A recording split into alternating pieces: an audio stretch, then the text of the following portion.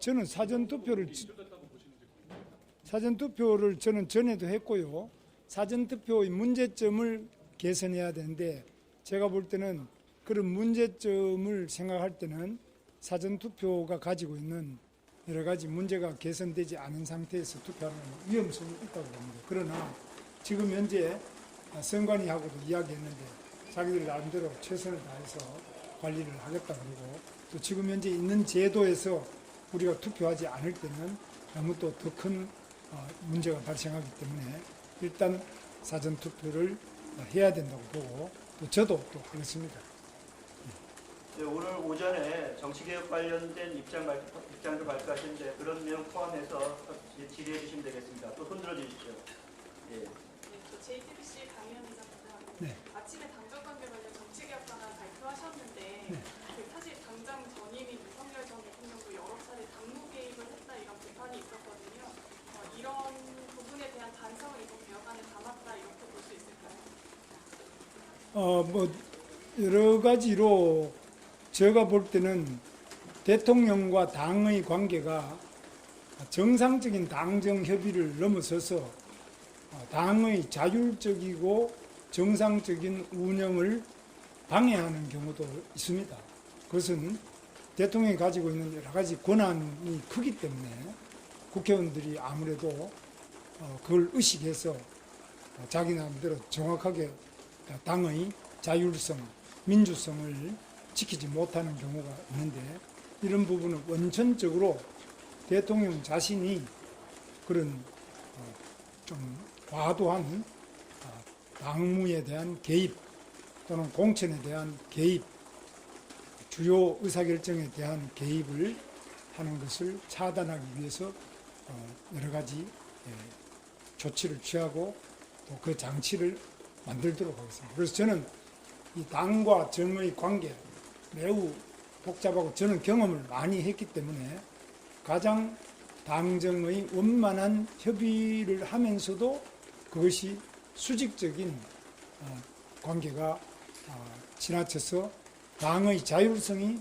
없어지는 그러한 폐해를 반드시 고치도록 하겠습니다. 네. 다음 질문하시죠. 안녕하세요. 머니투데이 박상곤입니다. 오늘 투표용지 인쇄가 시작되면서 단일화 1차 시한을 넘겼는데요. 28일 전까지 이준석 후보와 직접 만남을 추진하실 생각이 있으신가요? 예, 여러 가지 각도에서 지금 만나는 계획이나 이런 것도 추진을 하고 있습니다만은 그러나 언제까지 어떻게 된다 이런 것들은 말씀드릴 수 있는 제가 형편이 안 되네요. 그래서 그런 부분은 계속적으로 원래 우리가 한 뿌리였기 때문에 같은 노력을 계속해 나갈 것입니다. 네, 다음 질문 전해주십시오. 예. 저 채널A 김민국인데요. 김문수 후보에게 지금 충청 유세가 갖는 의미를 설명 부탁드립니다. 이게 논설에서 말씀하셨지만 한국갤럽 조사가 이제 후보님께 유리하게 나왔고 이제 오늘 이재명 후보하고도 동선이 일부 겹치는 부분도 있고 이번이 두 번째 방문이시잖아요. 세 번째. 세 번째 방문. 예. 그래서 충청도는 여러 가지로 중요한데 딴 데도 또 여러 번 방문했습니다만은 충청도에 대해서도 저희들이 당연히 오늘 여기 공주도 그렇고 또 논산 국방 문제든지 또 행정수도 관계되는 거 또 청주에도 또 거기는 여러 가지 그 지역의 발전 현안 이런 것 때문에 시간만 되면은 자주 좀 와서 방문하고 또 이 충청도가 가지고 있는 그런 위치 자체가 상당히 사람들이 예의를 중시하고 도덕을 중시하고 또 올곧은 그런 정신을 많이 가지고 있는 충청도에서 이번 대선이 절대로 거짓말 자식이고 부패하고 또 여러 가지 문제를 많이 가진 이런 대통령은 만들어서 안 된다 하는 충청도민들의 민심 이것을 제가 잘 호소드리기 위해서 오는데 자주 오도록 하겠습니다. 네, 다음 질문. 네. 본인 연합뉴스 조라원입니다. 오늘 홍준표 전 시장이 이준석 후보에 대한 투표는 사표가 아니고 미래에 대한 투자다 이렇게 반응을 했는데 이거 좀 어떻게 생각하실까요? 뭐 홍준표 후보 전 시장께서 말씀을 활발하게 하시는 것에 대해서는 제가 뭐 특별한 코멘트를 하지 않겠습니다.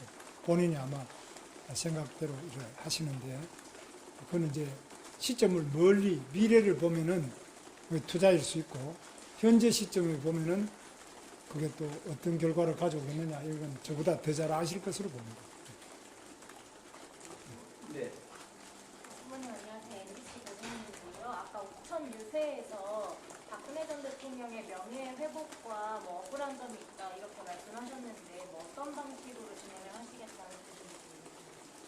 박근혜 대통령께서 이제 그동안에는 뭐 여러분 아시는 것처럼 뭐 청와대에서 구슬했다, 뭐 정윤회 씨하고 뭐가 있었다, 뭐 또 정유라는 누구 딸이다, 뭐 이루 말할 수 없는 많은 거짓이 있었습니다. 그건 박근혜 대통령 표현은 거짓의 산이라고 했는데 그런 거짓의 산더미 위에 갇혀가지고 이렇게 많은 어려움을 겪고 지금은 집도 다 뺏겨버리고 사실 대구에 저렇게 계시는데 제가 어제 만나 뵈니까 밖에 좀 나가기도 좀 그렇다는 거죠. 정상적인 그런 생활을 하시기가 참 어려운 처지에 와 있습니다. 그래서 최소한도 박근혜 대통령이 전직 대통령으로서 기본적인 생활은 하실 수 있도록 해드리는 게 맞지 않느냐. 그분은 뭐 이미 감옥도 갔다 오시고 4년 이상 감옥에서 계셨는데 그런 대통령이 없고요.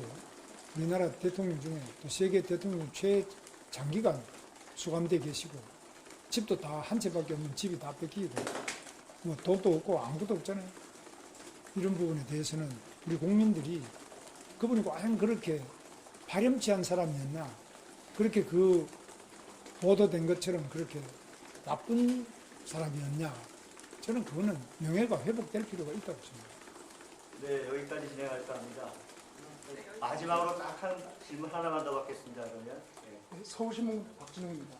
당무 개입을 원천적으로 차단하기 위한 그런 구체적인 방안이 있는지 궁금합니다. 그건 참 어려운 일인데요. 우리 당이 우선에 좀 혁신돼야 됩니다. 우리 당이 용감하고 또 능력 있고 매우 도덕적인 당으로 더 발전해야 되는데 아무리 그 당무 개입이라고 당원에 써놔도 지켜지냐 그런 질문 하실 수 있는데 그런 경우가 많이 지켜지지 않는 경우도 많습니다. 그래서 우리 당의 당풍, 당헌, 당의 앞으로의 인물 이런 분들이 보다 더 이 대한민국을 수호하고 민주주의를 지키는데 용기 있고 또 실력 있는 사람들이 많이 일할 수 있도록 앞으로 당이 좀 바뀌기를 바랍니다. 네, 감사합니다. 오늘 브리핑은 여기서 마무리하겠습니다. 다음 일정에서 또 뵙겠습니다. 감사합니다. 감사합니다. 수고 많으세요. 예, 감사합니다.